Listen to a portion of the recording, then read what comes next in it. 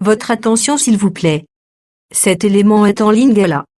Contactez-nous pour savoir s'il est aussi disponible en la langue de votre préférence. Veuillez aussi noter qu'il est en audio uniquement, dépourvu de ce fait d'image originaire. Christ Equality Foundation, organisme international d'évangélisation, et sa rubrique Pasteur et thème vous présente cette vidéo en accord avec l'apôtre Jean-Claude Kassoyi, ministre de l'Évangile éternel. Suivez-le tous les jours sur christequality.com et sur évangileéternel.com. Là, vous y trouverez de manière ordonnée tous ces enseignements disponibles en texte, en audio, en vidéo et en direct à notre web radio et télé. Surtout, ne partez point sans souscrire à l'une de nos chaînes YouTube qui correspond à votre version linguistique. Souscrivez s'il vous plaît. Tous les enseignements de l'apôtre Jean-Claude Kassoyi sont disponibles sur christequality.com/jckassoyi.html. Bonne édification au nom de notre commun Seigneur et Dieu Jésus-Christ. Amen.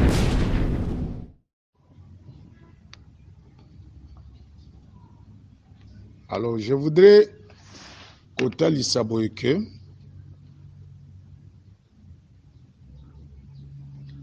n'entend sikoyo ministre Azako travailler dans une église ayeba église nini oyo ye azako sala lokola tozali awa na losambo na biso ya bibwa tozali à peu près na toza combien de ministres oyo tozo travailler awa total c'est combien? Presque 5. Biso nyonso ba ministre oyo tozo travailler na assemblée des saints ya bibwa awa toza balokote ministère ezali na mission ya église corps de Christ. Eza église localité. Nous ne travaillons pas en réalité dans l'église locale, mais nous travaillons dans l'église qui est corps de Christ. Parce qu'apparemment, tout ça enseignement mon côté. Et natango batu baza enseignement mon côté, yango nde tiaka siko mobulu na kati ya batu. Tango batu bazo mona ndenge mon côté nde tiaka mobulu. Kassoyi c'était ministre dans l'église corps. Jacques Nsakwa c'était ministre dans l'église corps.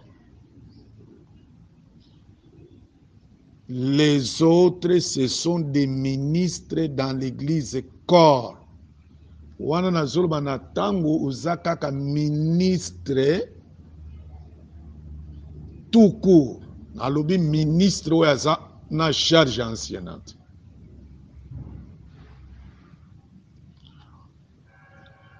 Je disais que eloko yesalaki ke tour de Babel etongama bazaki na objectif ke bavanda esika moko bapalangana te. Or le Seigneur a sepé la mission ndengo d'écrire yango na Marc 16 eza mission ya kotonga tour de Babel te. La mission c'est de faire les autres les disciples. Disciple pe eza na 2 portions na kati na yango. En général, basantu yonso baza ba disciples. Dans le sens que tozolanda Yesu. Yesu aza lokola maître na biso. Toza biso nyonso ba disciple na batei na bandimi biso nyonso za ba yekoli ya Yesu. Les disciples de Jésus. Mais ils en ont ba disciples mosusu classe mosusu ya ba disciples. Otozo benga ki baza ba ministre en devenir. Dans les Écritures, bazaki ko benga bango ba fils ya prophète, l'ancienne alliance. Ce sont des élèves qui apprenaient chez les prophètes, mais groupe wana restreint, ezalaki ndenge moko te na bana Israël nyonso. Ba disciple wana nde tobengaka ba ministre en devenir. Eza lokola ba Timothée, avant bachele maboko comme évangéliste, parce que bachele ki maboko comme évangéliste, et sengela ki sikoyo ke mbala oyo ezoya, le frère Timothée akoma ministre ya parole. Eza na elobeli moko tozalaka ko utiliser kala ya koloba serviteur du ministre ou serviteur de celui qui est élevé, ou en d'autres termes Josué, serviteur de Moïse. Wana eza deuxième catégorie ya ba disciple, po totai ke oya liboso catégorie ya liboso na batei bango nyonso toza ba disciple. Mais na deuxième catégorie, esengeli koyeba ke ce sont des frères, baserte, ce sont des frères qui sont appelés un jour Yakozala ordonné comme ministre, consacré. Parce que trouva que service est makawa en réalité c'est consécration. La consécration zamende à consacrer à mutu. Mais ordination, on ordonne nadon oui zakati nayo et s'exercer maintenant en qualité de ministre. C'est pourquoi nous appelons ordination à ministre au lieu de dire consécration, parce que celui qui consacre c'est Dieu lui-même. Alors ba disciple wana oyo un jour bakokoma ba ministre de la parole,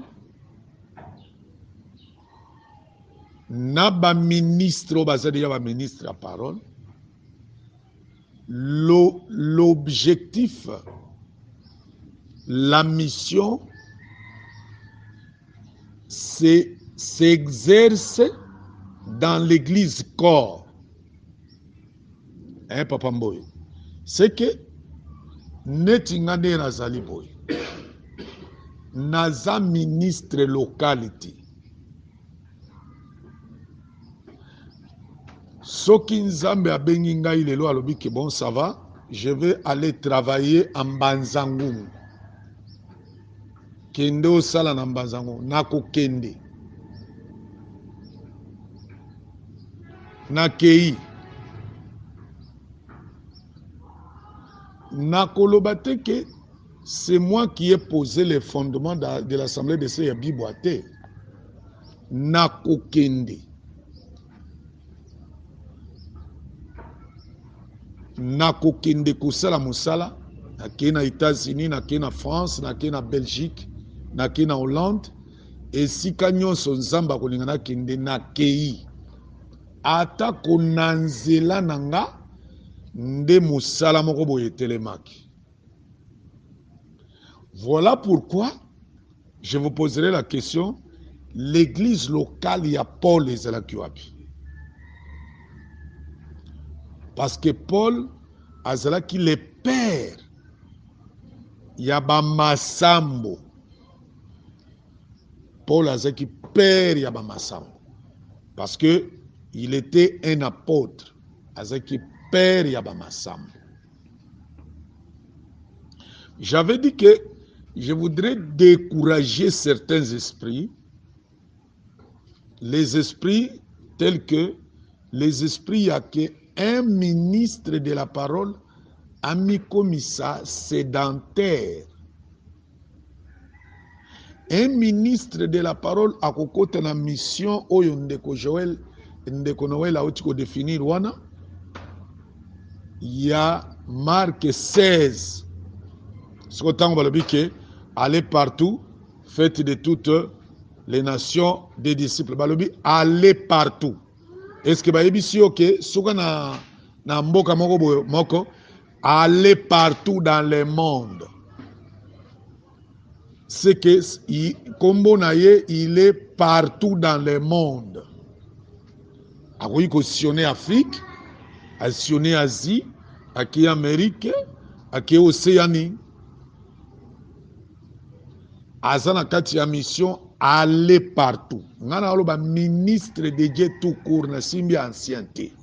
Kombo Naye, eza aller partout. Alors, le Messie allait partout.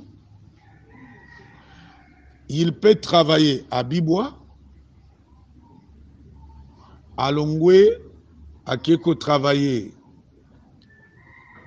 à Goma, parce que son nom c'est le Messie, il est allé partout, comme on a dit. Tu peux se combo Messie allait partout. Parce que mission naïe, c'est de gagner les âmes au Seigneur. Il n'est pas Monsieur Tour de Babel. Il est Monsieur aller partout.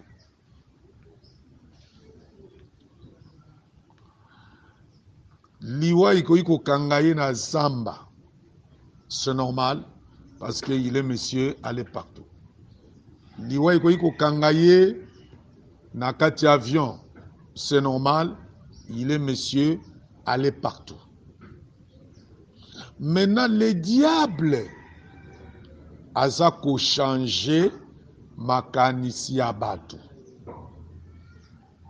Makanisi ya batei. Il suffit à sali na nzela na ye musala etelemi. Batu bakomi kobanda awa tikuna bamususu libanda bazolanda mateya na nzela ya ba écran géant bamusu batie ba écouteurs parce que nous avons des églises OK place montée à telemi bato musu moye bamona ezate c'est que batie ba écouteurs baolanda mateya na ba écouteurs ezali bato baleki belé tango musu pe amonaka mutei na etei na ndenge boye omonaka juste après culte kaka na kati ya église biro moko ezaka sima ya chair akoti kuna na biro mwaye bomona ekutu eza te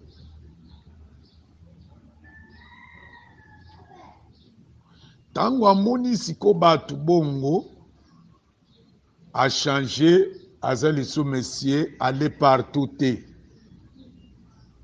avant diwana. C'est comme ça que beaucoup de ministres ont échoué leur mission. Maintenant, au lieu de voir aller partout, avant Diwana, a mis comme ici Monsieur sédentaire. Voilà pourquoi tant que tu as Israël, tant que bakomi na Orient, na mboka ya Orient, na mboka ya Galate, ba remarquaki kontre wana eza kitoko. Ba ebisi Moïse ke biso tokomi kotikala awa. C'était à cause ya pâturage. Pâturage effréné mission na bango. Or, la mission était d'aller jusque na terre promise. La mission était d'aller jusque na terre promise. Ezaki ya kotikala na contre wana te. C'est que pâturage effréné. la mission d'aller partout chez les prédicateurs. Voyez Ponanine, pour sécuriser bomengo ya église wana na ye. Eza bonzambe comme tel tien. Ezali pour sécuriser bomengo. Oya moni ke komi kobima na esika wana. Mais bato lokola ba Paul, quand vous lisez 1 Corinthiens chapitre 9, l'apôtre Paul aza côté lisake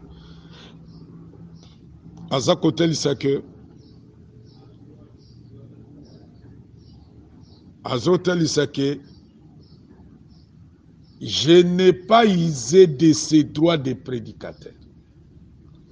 Il a refusé les droits des prédicateurs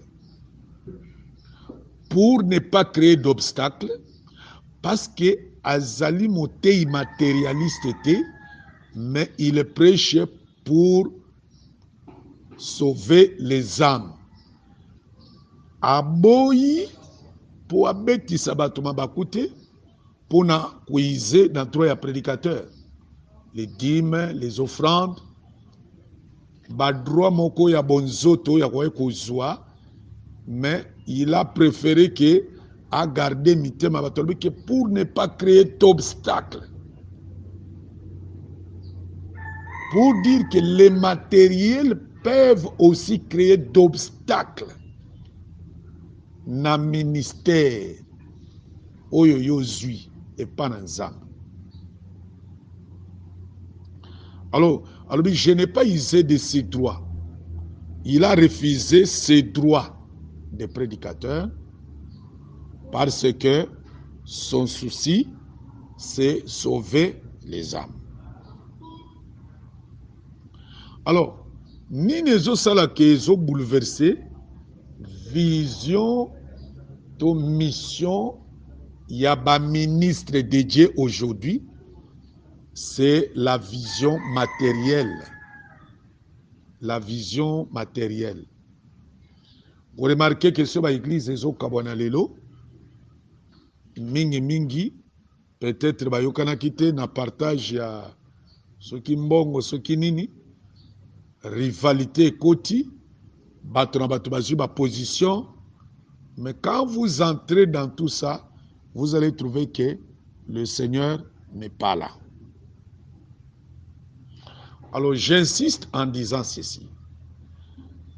Bisonyo sonetine tozana assemblée de seya bibwa awa. Ba ministre de Dieu kobanda nanu na oyo na nzela na ye.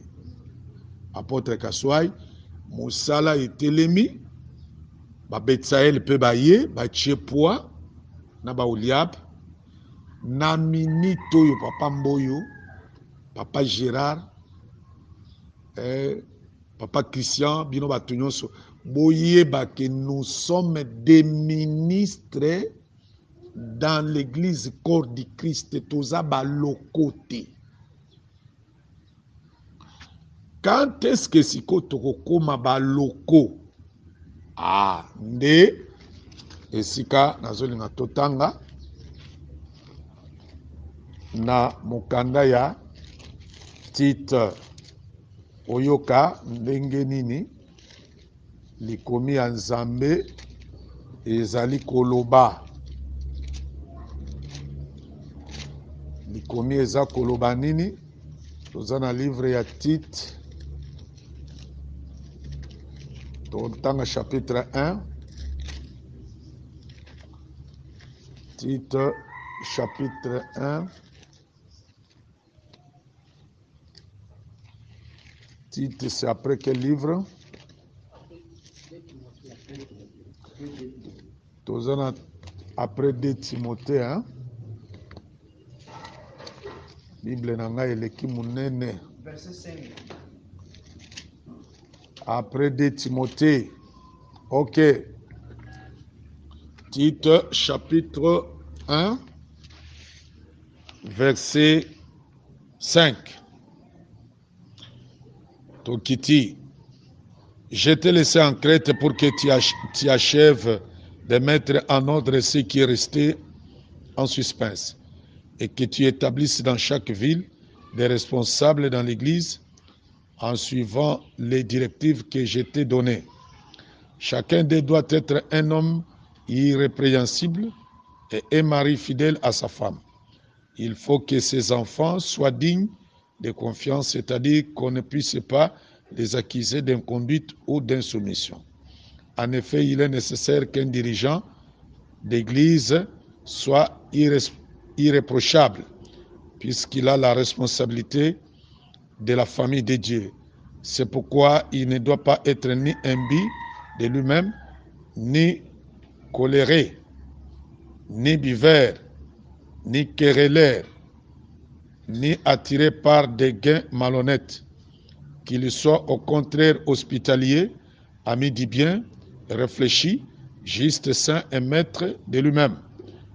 Qu'il soit fidèlement attaché à la parole certaine, qui est conforme à ce qui lui a été enseigné. Ainsi, il sera en mesure d'encourager les autres selon l'enseignement authentique et de réfuter les contradicteurs. Amen.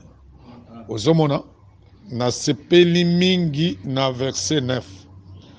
Qu'il soit fidèlement attaché à la parole certaine, qui est conforme à ce qui lui a été enseigné.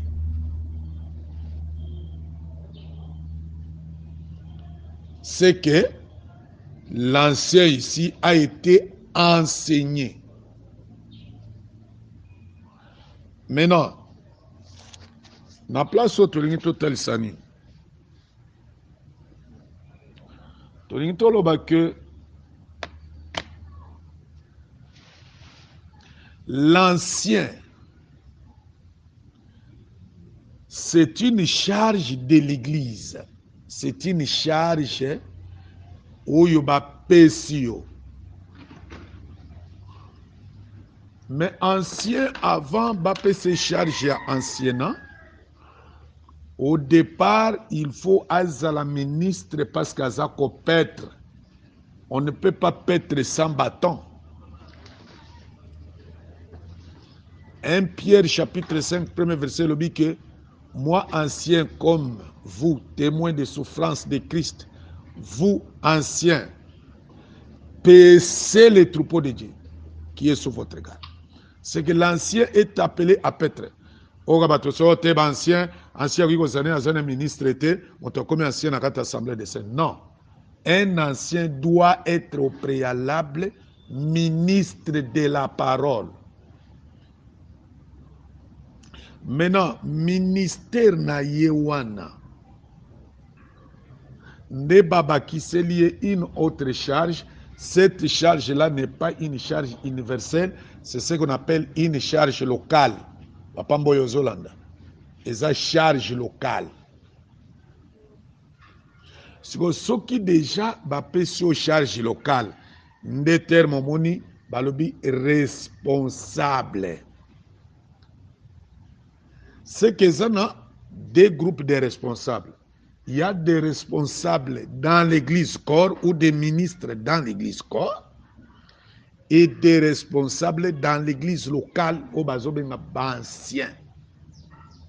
Parce que ceux qui déjà bâti au ancien, tout ou aspiré, parce que baoya te yote yo to commission ancienneté, yo moko o ko aspiré na charge au sepeli.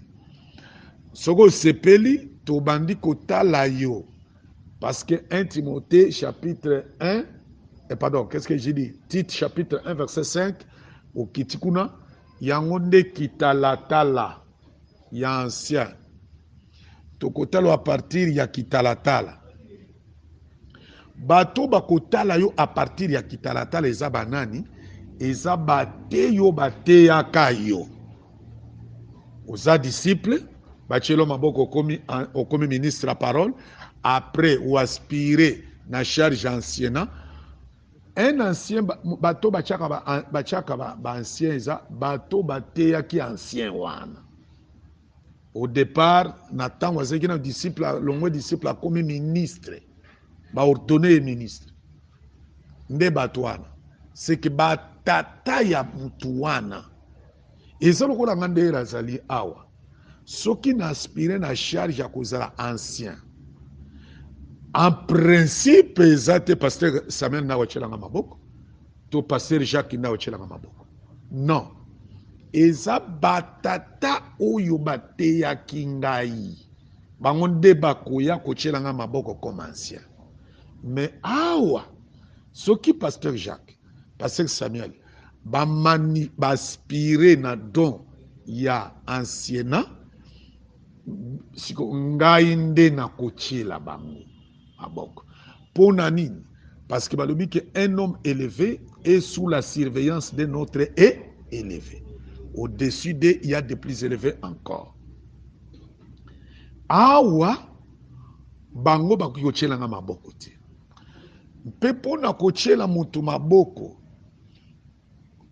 na tango aspiré na charge ancienne ezo senga teke moto ya kochele maboko ye pe azala mutu moko azape ancien ya ba critère te. C'est pourquoi tozongi siko na titi. Natango Paul atiki Timothée. Timothée n'était pas un ancien. Paul, pasteur, vous dormez? Paul Azolo Baboye, j'étais laissé en Crète.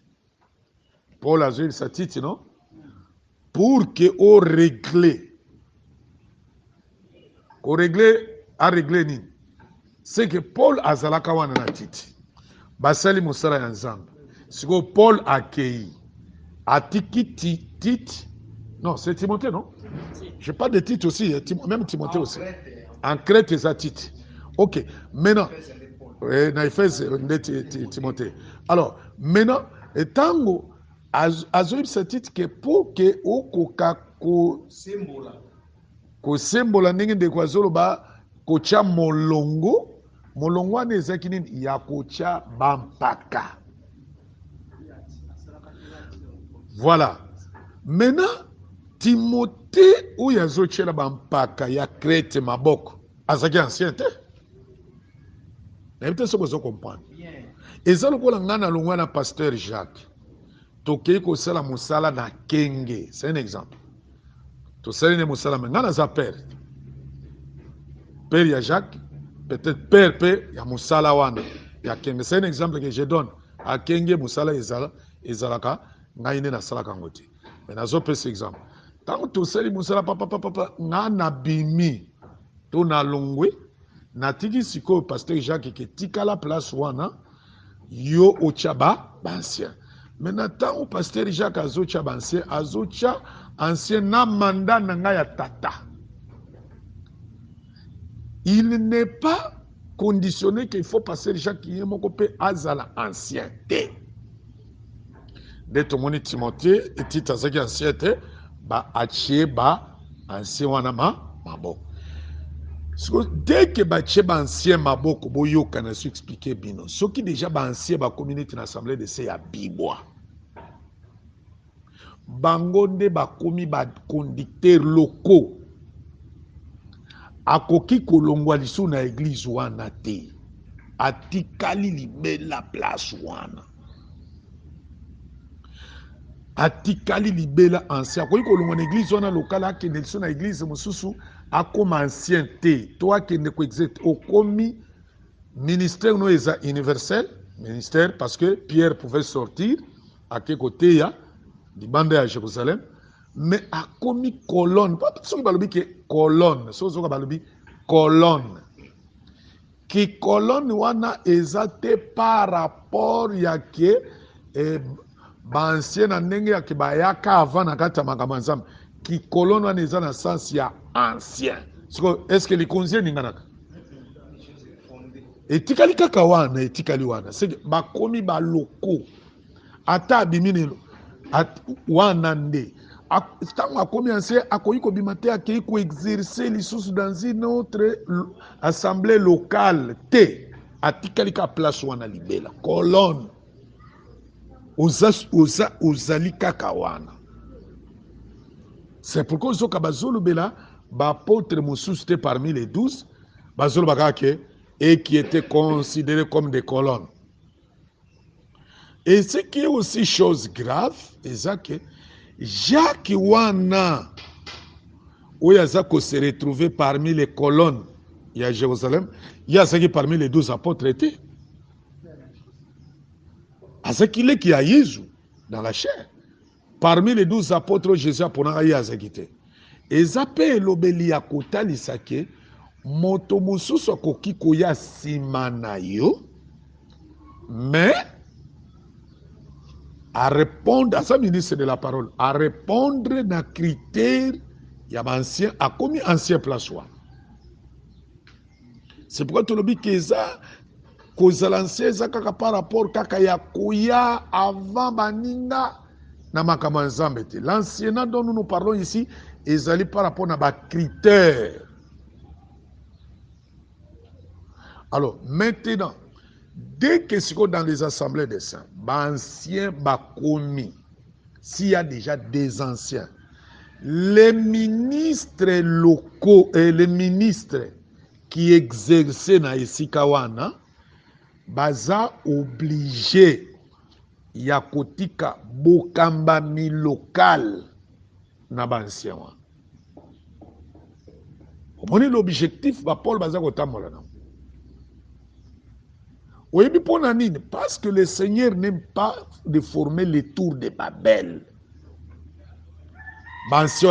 Même moi, nakoti kalakaka soki nga ngai na nzela na nga na tombola ki musala. To musala etelemi na nzela na ngai. Soki bancien wana ba monani. Bango de bakomi ba loko. Moi je suis là pour nakopesaka ba orientation, qu'est-ce que je dis, qu'on peut ça idée pour l'avancement à Moussala, mais on a batikali baloko. Maintenant, moi, je peux aller ailleurs. Normalement, les assemblées de saints doivent être des assemblées apostoliques, ayant la vision apostolique. Non pas former le leadership américain. C'est toi qui es là, tu nommes et tu révoques. Non. C'est que je crois que je suis clair quand je suis en train de dire que dès que Bachelo Maboko commis ancien commis local, mais ce qui aux alliés ancienneté aux alliés na mission universelle, mission de l'Église corps. Mais là, quel est cet esprit que nous remarquons aujourd'hui? Bachelio Maboko commis ministre, olingi ovanda esika wana tobo fanda esika wana bozozela ka bamabonza esika wana bolingi kobouge te bokomi lokola ba colonne dans les temples. C'est diabolique, c'est satanique cet esprit-là. Vous savez, voilà pourquoi j'ai dit que je décourage certains esprits. Maintenant, tango komi ancien, ozako petre ba prébi, au bazawan. Au moins même tant Bible qui est plus loin, kolobake obéissez à vos conducteurs. Hein? Tant bazawan koloba obéissez à vos conducteurs. C'est Hébreu combien? Hébreu 13, hein? 13, 17. Tant bazawan obéissez. Les conducteurs là, en réalité, ce sont des anciens. En dehors, il y a un ministre conducteur, ils ont premièrement les anciens. Parce que la finalité de toutes les églises locales ou des ministres au Bazakote Sangmalam, c'est de rendre les églises au Bango Bazako Sala, Bakomisango et Koma, Bachaba anciens, pour que les anciens dirigent ces églises-là. C'est que l'ancien, c'est une charge locale. Mais ministère, il y a parole tout court, et ça universel. Ministère à parole tout court, et ça universel. Parce que, yango, et ça là que, et comme ça, au moins, c'est quand on écrit le but qui allez partout dans le monde, faites de toutes les nations les disciples. Nde mission Jésus après ce qui baye kolinaï. Quand vous lisez, je crois ça doit être Matthieu 10. Où il y a le bique tangwa benga ki bango. La disciple a ko dénommé bango ba apôtre. Matthieu 10. Au moni apostolat où il y a Matthieu 10 wana. Et ça apostolat na sens ya spécialité ya ministère te. Apostolat nezaki nde apostolat ya mission. Premièrement, parce que ministre nyonso pe aza apôtre. Apôtre na sens ya envoyé motindami. Ah, oyo aza komema message. Ministre nde tozabo biso toza ba apôtre, toza ba envoyé. Na moment toza nanu na mission ya église corps. Si kotango balobi ke allez faites de toutes les nations les disciples. Nde esika wana tozomona lelo difficulté papa Benjamin. Quelqu'un qui se dit ministre de la parole. Mais un ministre qui ne forme pas des disciples. Ata ba disciple nanu ya pamba côté ya kaka batu boy. Siko nanu za incapable de gagner les âmes. Kaka koya ko former ba ame wana pour que kati na bango ba ministre babima. On n'est pas ministre parce que tu es à Kitoko. On n'est pas ministre parce que tu es à Kitoko. Ministère, c'est le travail. Ministère, c'est une charge universelle de gagner les âmes. Et regardez Paul. Le Seigneur t'a poni alobi ke apona ke po alongola bato na melili amema bango na pole. Alongola bango na puissance ya Satan amema bango epa ya Christ. C'est ça en réalité mission il y a un ministre de la parole. C'est ainsi que nous disons que les autres disciples qui restent, où il va prouver capacité ministérielle quand tu l'as bangoté, awa bakobeta même 100 ans. Parce que vous savez que David, avant Akoma, chef du peuple, en étant derrière les troupeaux de son père, il avait déjà vaincu l'ours.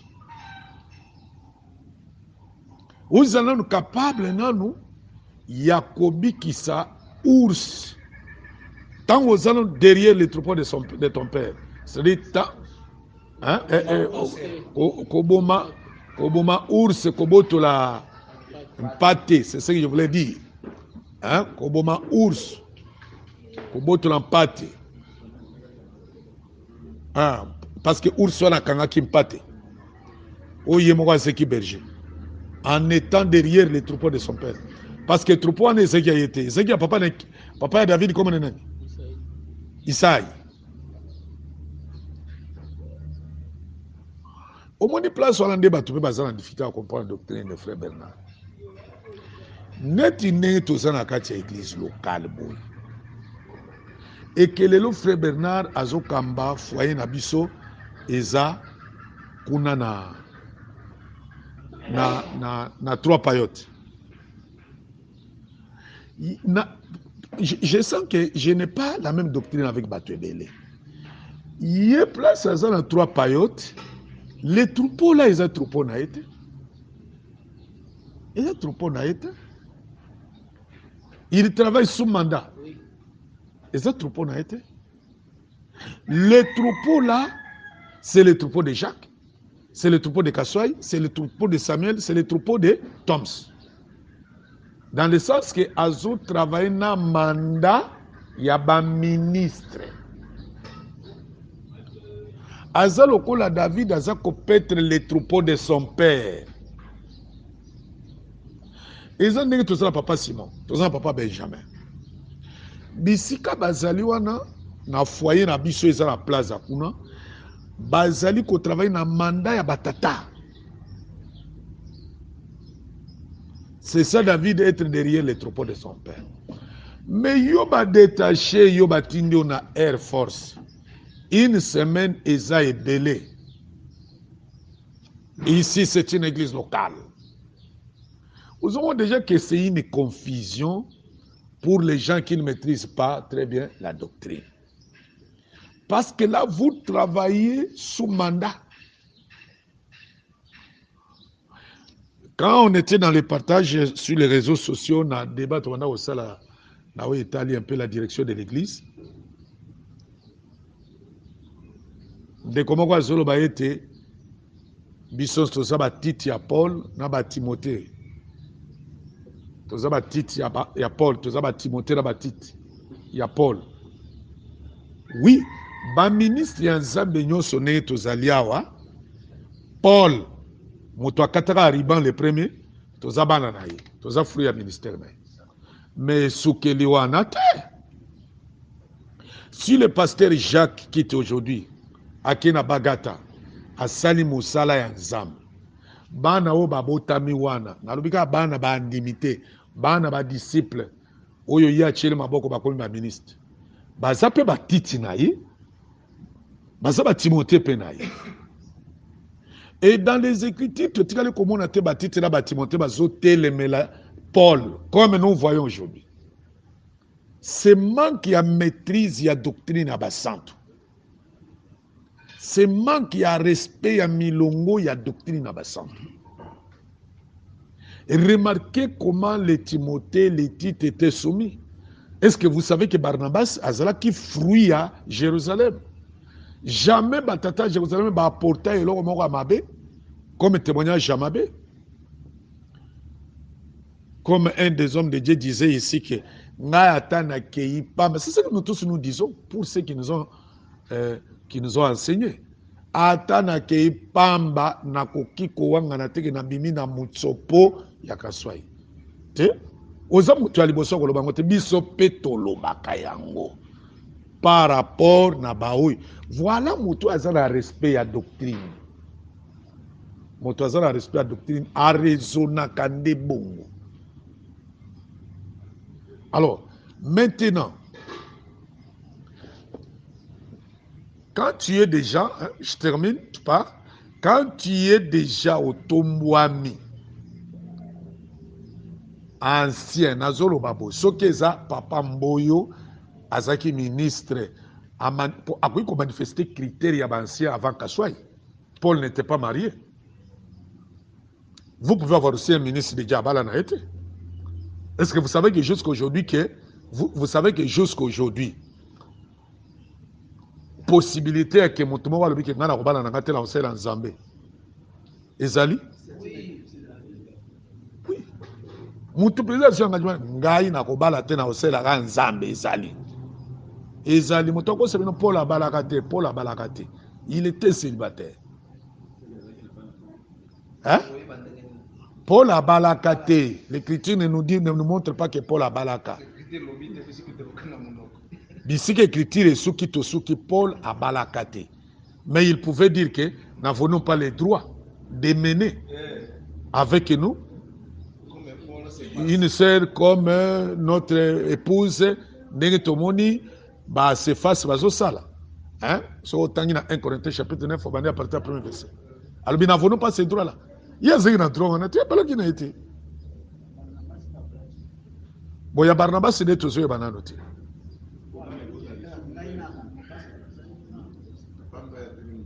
Pardon?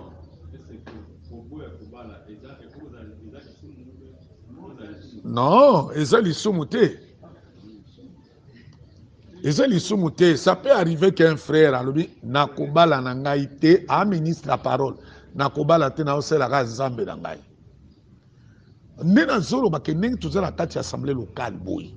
Soke salemi ke yoza ministre la parole ba o manifester ba critère il y a ancien et qui ont aspiré à la charge wana ba ministre batalio parce qu'il faut tirer attention tant on compte la ngamba ba Jacques Bokomon ba ministre nde ba kotala yo eza église te parce que ba ancien ba tombwa mité par l'église les coups d'œil ya komona que bo ancien na yo soko aspirant et aba ministre eza église ba diacre nde église nde monaka bango siko soki esalemi ke ba ministre ou aspiré na charge wana ya kozala ancien na kati église locale et ke bamoni ke eza yango atanga na teyaki yo okomi conducteur ya esika wana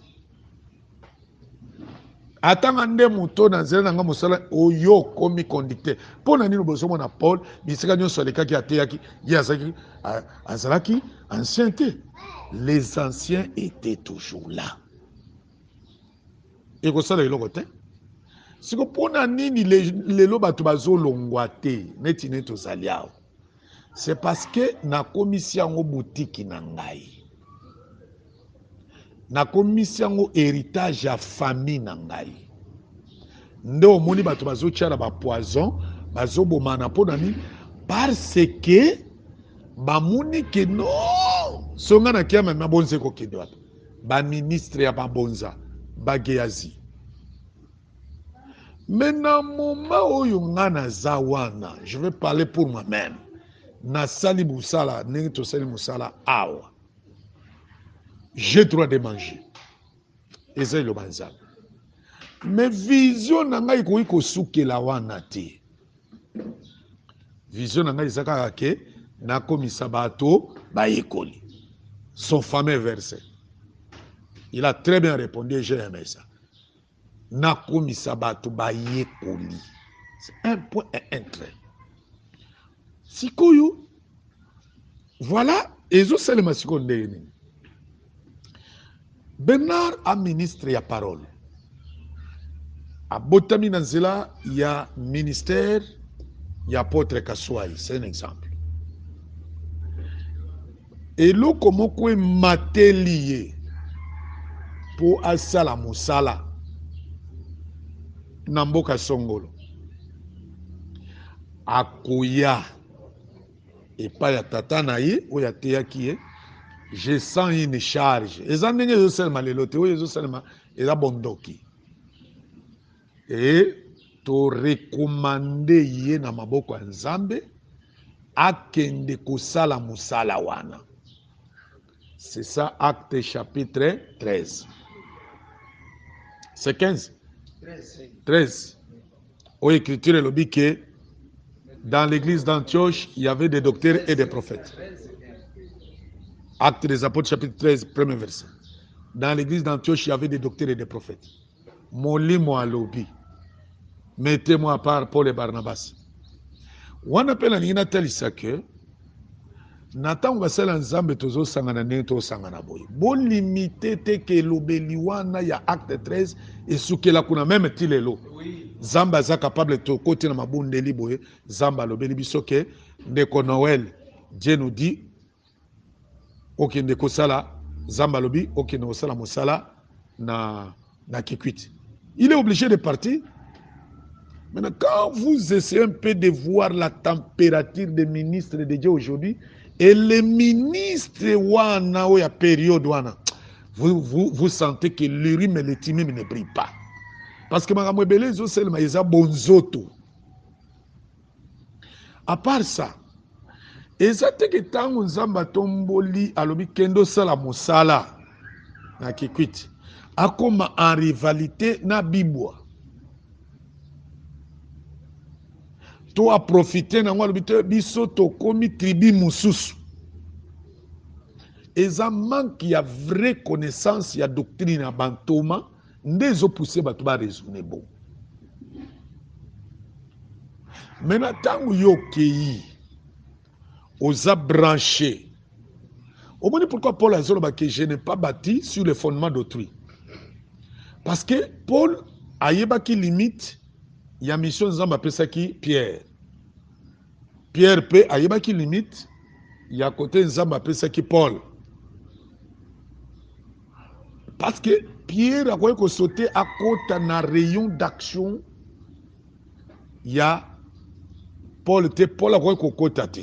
Mais basa ko travailler bangonyo so toujours na œuvre ya complémentarité. Ozomana ndenge za ko selema. Maintenant bana nyonso babimi na bibwa to babimi dans une assemblée locale mo bobake basali misala nzamba tomboli bango bakome ba ministre na ordre ya doctrine bakobanda kopesa rapport ya musala epai ya bato oyo baza batata na bango bakoki ote toza biso olongwe olobino na oboyi kopesa rapport na Bible olobi na ke kopesa rapport dans une église de saint mosusu non c'est du désordre parce que totel ça que l'assemblée de ces comparable na ba tribu à Israël. Le Seigneur a dit que héritage à tribu moko ya Israël oui ko na tribu mosote. Mais est-ce que bangonyo so bazaki na ancêtre commun qui était Jacob était? Oui. Bazaki na ancêtre commun Jacob. Jacob nda abotaka Lévi, abotaka Simeon, abotaki Dan, abotaki Neftali, abotaki. Siko kala na kati ya ba tribu wana mwa milongo ya kati ezalaka. Pour que confusion ezalate. C'est que ndeko Noël ndenga azali wana na kati assemblée de saints ya Bibwa. Soki abimi ake kosala musala. Il y a des problèmes, il y a des difficultés na musala oyo asali. Ye akosala kaka recours na Bibwa. Yango zomona ke bana nyonso ya Timothée ya Paul. Bazalaki soumis na Paul et Paul azalaki na parfaite collaboration na bango. Ba trouble bozomona ezanini, c'est parce qu'il y a des mélanges de serviteurs. Or la Bible dit que na katina elanga moko bakoki kokanga nyama ya deux espèces esika moko te babalo na mabele. Eza conséquence ya banyama ya deux espèces. Nde bozomona ba trouble nyonso bozomona ba trouble. Et ce que nous vous donnons comme un testament, que quand vous travaillez pour le Seigneur, boye ba ko respecter ba milongo oyo et kosunga. Quand vous prenez un enfant d'autrui, oye na ye, akomi kosala do musala nzambe esika banko, akoki pe ko créer le ba problème, soki aza makila na yoti. Parce que aux mois na ya mutu mususu akoki ko créer le ba problème. Mais quand tu travailles avec bana oyo yo boti na ministère bana wana bakozala soumis bakosungo makasi pe boko sungana makasi. Notre Dieu c'est un Dieu d'ordre, cher homme de Dieu, c'est un Dieu d'ordre. Foboye bayango azan zambé à désordre, c'est un Dieu qui respecte. Soroza ministre de Dieu tout court na kat église à Bibwa ozalaka local était olongo la pensée que oza local oyeba que oza universel, mais pour un temps tu peux servir Dieu na esika na yowana siko po comme local il faut okokisa charge ya kozala ancien wana comme local. Mais tant que okomi nanu ancienneté oza dans l'église corps.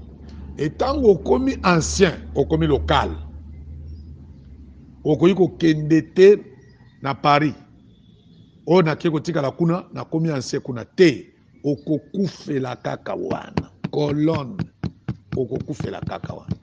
Voilà un peu ma précision na ningana pe sayango parce que ezo mona na kezali indispensable toye bayango.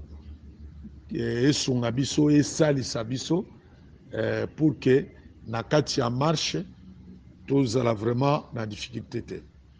Après étape oyo ya pause nde tokota pour na expliquer maintenant diaconat ezandeni nini. Pourquoi? Parce que souci na biso eza ke mikolo ezo ya lisima bancien bazala déjà na kati église locale oyo et aussi tozala pe na ba diacre tozala ba diacre toyeba sikoyo pe rôle ya ba diacre ekozala ndenge nini, parce que jusque là dans l'église nous n'avons pas des anciens, nous n'avons pas des diacres. Et je vais encore dire ceci, quand on dit que ancien il faut azana bana baza soumis, il faut que longola na penser nano ke bana il faut bazala ba mandefu ya pembe soki ba mpaka moko bote bana oyo bazokola na éducation malamu ya liloba ya Nzambe. Tout court c'est ça. Bana oyo, prenons un exemple. Somo toazana mwana bana baza déjà ba 18 ans, 19 ans, 20 ans. Baza déjà bana ya mikolo. Baza majeur. Ata oyo asuka kuna aza na 0 mbula 2 ans, 3 ans. Problème ezate. Il n'est pas dit que to ezala que les derniers cadets wana il faut y moko pe azate. On n'a pas dit ça. Là c'est ajouter ce que la Bible n'a pas dit d'ajouter. Les enfants qui sont soumis à parole. Alors, à ce moment-là, ceux qui ministrent wana aspirer, aspirer, on peut dire comment en lingala, on peut dire comment aspirer. Posa, aspirer posa wana yako azala ancien. Allez, batata, ba ministre, o bateya qui est batali. J'insiste que pour commencer bato bakotelo maboko ancien eza bato bateya qui oyo que écriture lobby na titre chapitre 1 verset 9 qu'il soit fidèlement attaché à la parole certaine qui est conforme à ce qui lui avait été enseigné. Il a été enseigné ancien. C'est que bao ba enseignant qui yo wana bangonde esengeli ba koka kotelo maboko. Merci d'avoir suivi ce message et que Jésus-Christ vous bénisse. Si vous avez une question à l'intention de l'homme de Dieu, si vous voulez que l'homme de Dieu prie pour vous, si vous voulez vous confier à l'homme de Dieu, ou si vous voulez tout simplement bénir l'homme de Dieu, contactez-le directement si ses coordonnées sont disponibles depuis sa page. Sinon, contactez-nous et nous lui transmettrons vos préoccupations.